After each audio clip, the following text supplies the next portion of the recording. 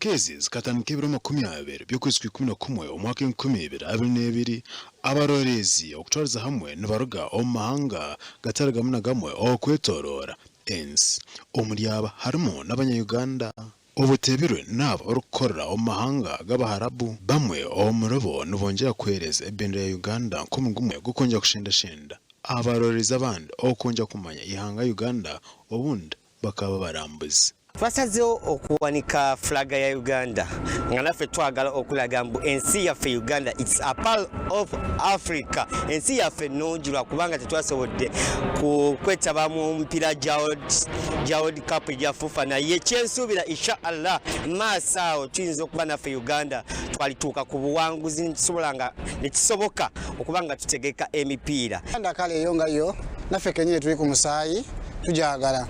Nange kyamazima kiri nti it is breeding. Yaye sijja kwesiba nnyo kyokka aba breeding. Nkimanyi ebyobufuzi bijja kutuuka biggwewo naffe nga Bannayuganda tukola ki tusigalawo.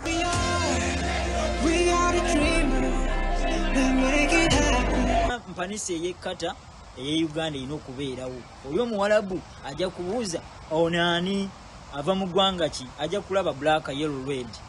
Okitegeera oyo mufirika ava mu ggwanga lye Uganda so unakolesa opportunity nti focus bebanga lyonna eri mu ggwanga lye Qatar kamera zonna ziri focusing Qatar nange kan focusing se flaga yaffe promoting friendship peace and love unity nga tugenderaawo.